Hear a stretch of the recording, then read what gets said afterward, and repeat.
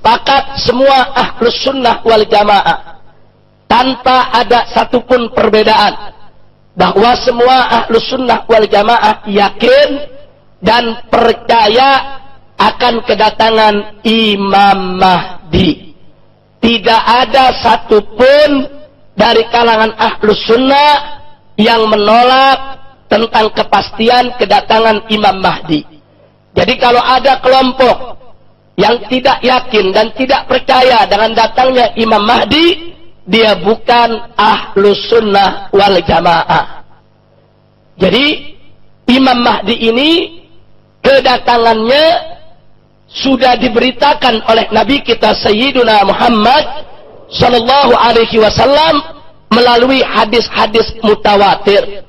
Hadis yang disampaikan oleh para sahabat, tabi'in, tabi'in dengan jumlah yang banyak sampai kepada kita sehingga tidak pantas lagi untuk diragukan kesahihannya karena derajatnya sudah mencapai tingkat tawatur.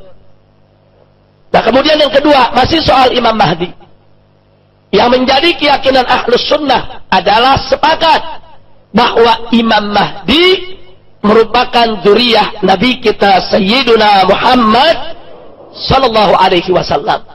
Dan ini sekaligus menjadi bukti sebagaimana tadi disinggung oleh Al-Ustadz Al-Habib Ali bin Hasan, yaitu Al-Bahar, bahwa keturunan Nabi kita alaihi salatu wassalam tidak akan terputus sampai hari ini, saudara. Nah, salah satu buktinya adalah ini, di mana Imam Mahdi nanti akan datang dari dzurriyyah Nabi. Jadi kalau ada yang mengatakan dzurriyyah Nabi sudah terputus, kalau ada yang mengatakan hari ini sudah tidak ada lagi dzurriyyah Nabi, lalu dari mana itu Imam Mahdi datangnya? Sementara berdasarkan keyakinan ahlus sunnah wal jamaah yang bersumber dari hadis-hadis yang sahih, bahwa Imam Mahdi adalah keturunan daripada Sayyidatuna Fatimah Zahra radhiyallahu taala anha, yang merupakan putri kesayangan Nabi kita Sayyiduna Muhammad sallallahu alaihi wasallam. Nah, dari sini kita tahu kalau ada kelompok-kelompok yang mengakui seseorang sebagai Imam Mahdi padahal yang bersangkutan bukan dzurriyyah Nabi. Kalau ada kelompok-kelompok yang mengklaim pimpinannya sebagai Imam Mahdi, sebagaimana sering terjadi di zaman kita sekarang ini, ketahuilah bahwa mereka bukan ahlus sunnah wal jamaah. Jadi Imam Mahdi tidak akan datang dari keturunan yang lain kecuali dari keturunan Nabi kita Sayyiduna Muhammad sallallahu alaihi wasallam. Nah, kemudian yang ketiga masih soal Imam Mahdi, bahwa Imam Mahdi Nabi mengabarkan ismuhu ismi, kata Nabi. Nama Imam, kata Nabi, nama Imam Mahdi itu sama dengan namaku. Nah, nama Nabi kita adalah Sayyiduna Muhammad, berarti Imam Mahdi juga bernama Muhammad. Nah, kemudian selanjutnya ciri ahlus sunnah seputar Imam Mahdi yang keempat, yang merupakan ciri ahlus sunnah wal jamaah yang ke-56, bahwa Imam Mahdi pasti akan memimpin dunia. Karena begitulah hadis yang datang dari Nabi. Imam Mahdi itu akan memimpin dunia, akan menegakkan khilafah. Ini suatu kepastian, merupakan dalailun nubuwah. Ini merupakan bagian daripada bukti kenabian Nabi kita Sayyiduna Muhammad sallallahu alaihi wasallam yang akan terbukti di kemudian hari. Manakala Imam Mahdi itu datang, dia akan melakukan tugasnya sebagaimana sudah ditetapkan oleh Allah Subhanahu wa taala, dan dia pasti akan memimpin dunia. Karena dalam satu hadis tegas Nabi mengatakan, akan datang dari keturunanku yang akan memimpin dunia dan memenuhi dunia dengan keadilan. Dia akan memimpin dunia Islam. Jadi semua umat Islam akan disatukan. Pada saat Imam Mahdi ini muncul, saudara, umat Islam dari berbagai macam kalangan semua akan bersatu, berjuang di bawah panjinya, insya Allah. Yang kelima, masih seputar Imam Mahdi. Imam Mahdi bukan hanya akan memimpin dunia, kata Nabi, akan memenuhi dunia dengan keadilan.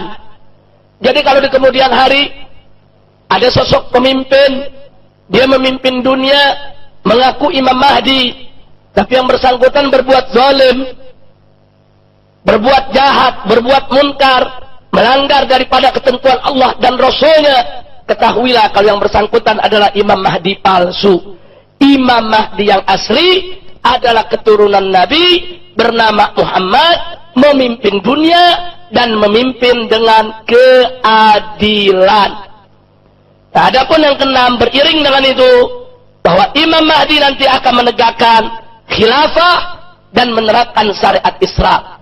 Makanya kalau saya ditanya, apakah khilafah akan tegak? Apakah syariat Islam itu akan berlaku? Saya berani menjawab, khilafah pasti akan tegak. Syariat pasti akan berlaku di atas muka bumi. Loh, kenapa saya berani katakan pasti? Karena yang ngabarkan Nabi.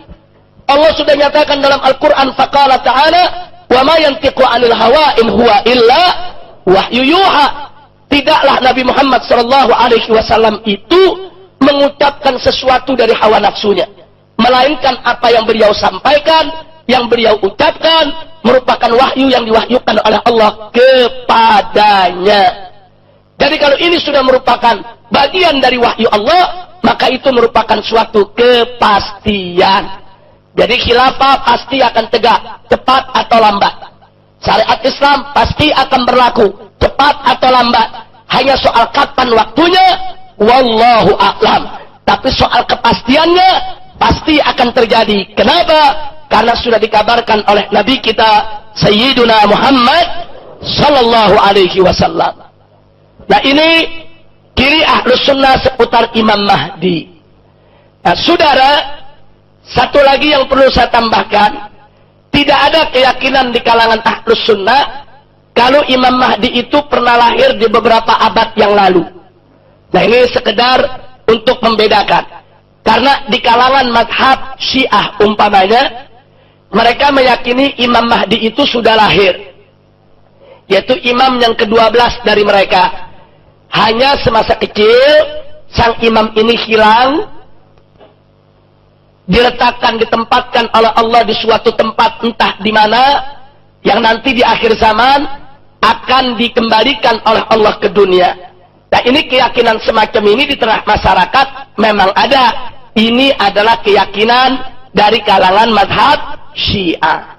Nah, tentunya di sini saya tidak jadikan majelis ini untuk memperdebatkan perbedaan-perbedaan pendapat semacam ini. Saya hanya ingin memaparkan mana yang menjadi keyakinan Ahlus Sunnah wal Jamaah.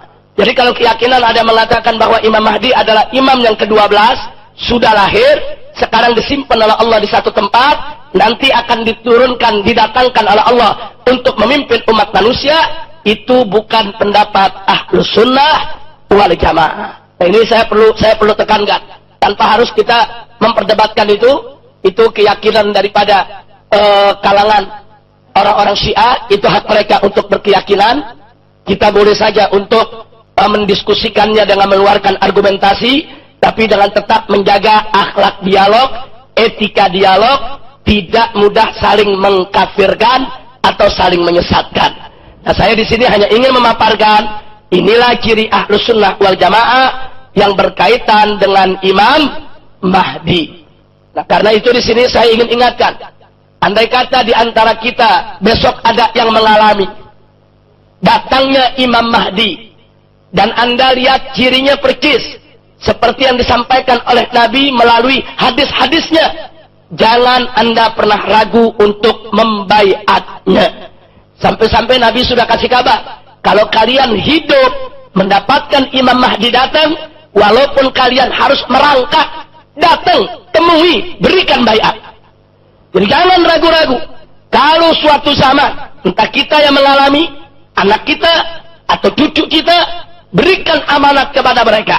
Kalau kau suatu saat bertemu dengan Imam Mahdi, sesuai dengan ciri yang sudah disampaikan oleh Nabi, dari segi namanya, dari segi keadilannya, dari segi keturunannya, dari segi kepemimpinannya, dan ciri-ciri yang lainnya, walaupun harus merangkak, temui, berikan baiat. Kalau ingin selamat dunia akhirat, berikan baiat kepada Imam Mahdi, karena dialah imam terakhir yang diutus oleh Allah Subhanahu wa Ta'ala untuk memimpin umat manusia. Jadi mereka yang tidak mau memberikan baiatnya, yang tidak mau memberikan sumpah setianya, yang tidak mau ikut kepada Imam Mahdi, berarti mereka tidak ikut kepada ajaran Nabi kita Sayyiduna Muhammad sallallahu alaihi wasallam. Ini yang perlu saya sampaikan, saudara. Jadi saya ingatkan semua, termasuk organisasi yang saya pimpin, Front Pembela Islam. Ini hanya sekian banyak, ini hanya setetes dari sekian banyak jalan untuk mencoba membuka jalan bagi kedatangan Imam Mahdi yang kita cintai, saudara. Artinya, kalau Imam Mahdi sudah datang, tidak ada organisasi, tidak ada madhab, tidak ada firaq. Semuanya harus ikut kepada Imam Mahdi, saudara. Tidak ada FPI, tidak ada NU, tidak ada Muhammadiyah. Kalau Imam Mahdi sudah datang, berikan loyalitas kita kepada sang imam, bukan kepada organisasi, bukan kepada kelompok, bukan hanya kepada guru kita saja. Tidak. Berikan totalitas, sumpah setia, dan kesetiaan kita kepada Imam Mahdi yang sudah diberitakan oleh Nabi kita Sayyiduna Muhammad sallallahu alaihi wasallam. Tapi hati-hati, di zaman sekarang banyak orang ngaku-ngaku Imam Mahdi. Saudara, jangankan yang bukan turunan Nabi, yang turunan Nabi saja nggak bisa seenaknya ngaku Imam Mahdi, saudara.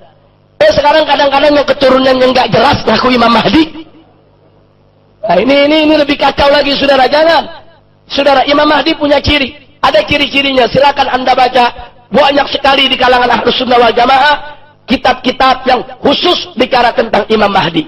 Insya Allah nanti di majelis kita, sekali waktu kita bicara khusus Imam Mahdi, kita buka cirinya satu persatu. Ada puluhan ciri, saudara. Jadi dari ciri itu kita tahu, kalau sang imam ini datang, kita bisa lihat, oh cirinya begini gak? Cirinya begini gak? Cirinya begini gak? Kalau cocok, dia Imam Mahdi. Kalau tidak cocok, dia bukan Imam Mahdi. Jadi jangan sembarangan untuk mengakui seseorang sebagai Imam Mahdi tanpa dirujuk kepada hadis Nabi kita Sayyiduna Muhammad sallallahu alaihi wasallam. Karena Lia Eden sendiri ngaku Imam Mahdi. Belakangan ngaku sebagai Jibril, dia bilang yang jadi Imam Mahdi anaknya, saudara. Ini jadi kacau balau. Mudah-mudahan Allah selamatkan kita dari fitnah semacam itu. Amin ya rabbal